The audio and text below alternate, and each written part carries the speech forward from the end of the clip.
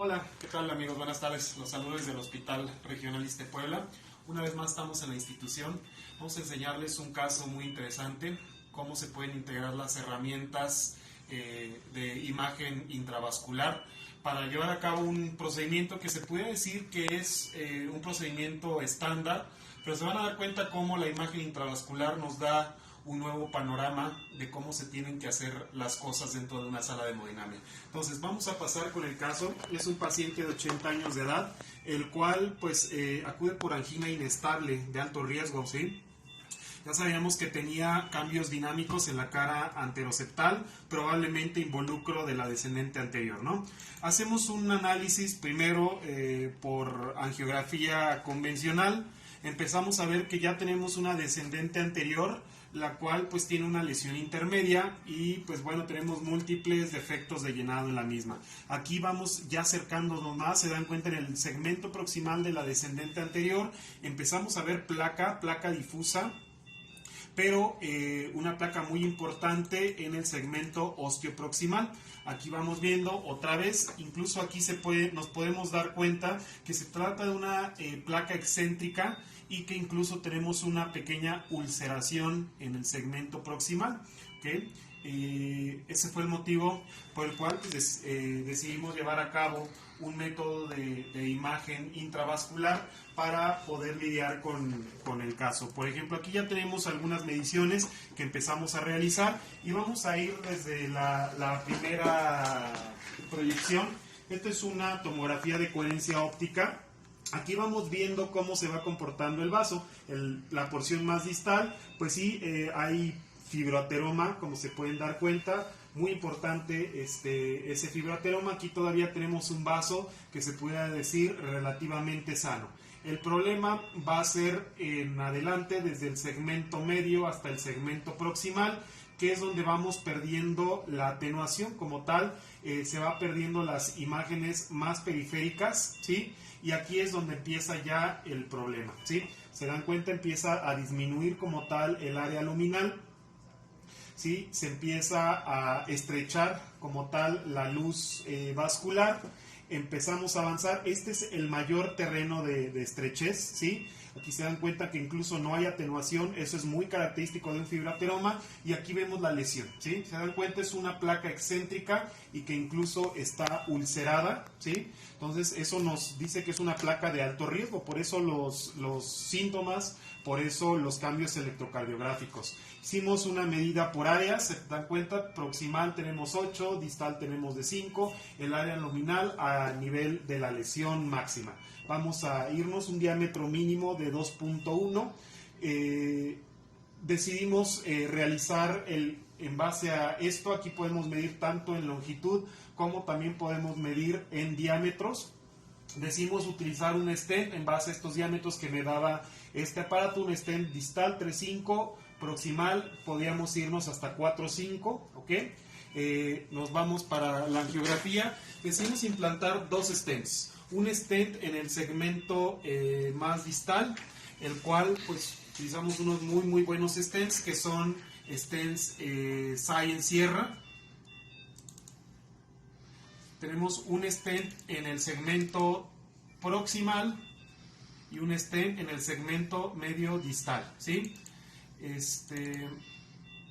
Sin ningún problema durante el implante de los stents. Aquí se está implantando el segundo stent, como se dan cuenta. Okay. Aquí ya tenemos el implante del stent proximal, ya habíamos implantado un primer stent, como habíamos comentado, fue el distal, un stent de diámetro 3.5, un stent de diámetro 4, el cual pudimos llevar hasta 4.5, que nos ayudó a delimitar la OCT. Ahora, lo más importante de este tipo de eventos, van a ver cómo quedó el stent. Aquí tuvimos un problema que se llama mala posición del stent, o sea, angiográficamente al parecer todo estaba bien, pero al momento de que estamos realizando esta evaluación, pues nos damos cuenta que hay pequeños sectores que tienen incluso pequeñas micras de mala posición del stent. Entonces esas pequeñas micras se relacionan con trombosis, se relacionan con eventos cardiovasculares, se relacionan con fallo en los sistemas. Aquí se dan cuenta, hicimos una medición aquí a este nivel, medía la malaposición 130 micras, ¿sí? Dicen que 250 micras todavía es permisible, aún así decidimos hacer una posdilatación de todo este stent, ¿sí? Entonces, por todas estas zonas de mala posición, sobre todo en el segmento más proximal del vaso. Entonces, nos pasamos de este lado, gracias. Hicimos ya toda la posdilatación, ¿ok? Y bueno, y este fue el resultado angiográfico final. O sea, todavía vamos a hacer vamos a ver qué tan bueno fue el resultado, que no haya mala posición, ¿sí? En las imágenes finales, ¿sí? Entonces, ahí vamos, esta es la imagen final que pudimos tener post expansión, un poquito de sangre que se puede observar acá. Puesto que se tiene que reemplazar la sangre por contraste, pero bueno, los bordes distales los vemos adecuadamente, no tengo ningún problema. Hicimos un margen de relación de expansión del stent, el cual nos da una relación del 89% de aposición del stent o de 11% de estenosis residual. Entonces eso es un buen parámetro y podemos decir que es una angioplastía ideal, ¿sí? Y nos damos cuenta, ya no existe esa mala posición del stent, tenemos una buena área luminal. Vamos a irnos a reconstrucción tridimensional. La reconstrucción tridimensional, pues bueno, no tiene muchos usos en una angioplastía convencional, más el uso se da en el tema de las bifurcaciones, pero sin embargo siempre es bonito ver una reconstrucción o una imagen reconstruida, sobre todo desde el punto de vista endovascular, ¿sí? Entonces, con este tipo de aparatitos o con este tipo de tecnología se puede llevar a cabo este tipo de integraciones o de reconstrucciones.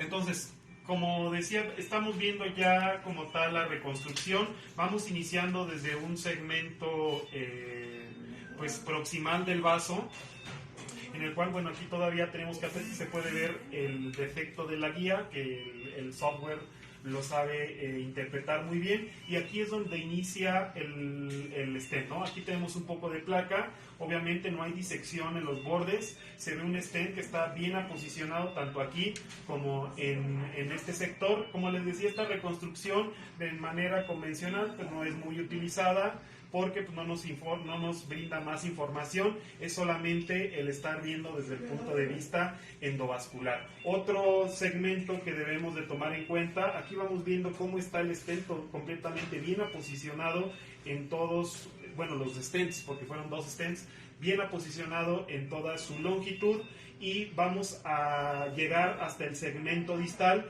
que es lo que más me interesa. Por ejemplo, aquí tenemos una bifurcación con un vaso que está saliendo, un vaso diagonal, y aquí tenemos el segmento distal del stent o el borde distal. Vemos que no hay disecciones, lo podemos corroborar de este lado, y pues bueno, es la manera en la que podemos hacer una correlación con una imagen intravascular y con una imagen angiográfica convencional. Se dan cuenta, muy buen resultado, rescatamos muy bien el vaso, ¿sí?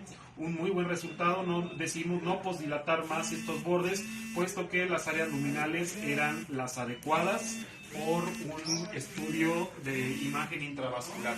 Entonces, esta es la primera vez que utilizamos esta herramienta en esta institución, en este hospital sobre todo. Y bueno, es la primera sala en Puebla que va a tener un sistema de tomografía de coherencia óptica en toda la zona del sureste del país. Y pues bueno, esperemos que sigan habiendo más casos de estos. Ya saben, estoy abierto a sus cuestionamientos, estoy abierto a dudas, estoy abierto a alguna situación, alguna duda que puedan tener ustedes con este tipo de casos. Y bueno, esperemos que en el futuro sigan habiendo este tipo de ejemplos. Y pues bueno, los dejo con el resultado final. Muchas gracias.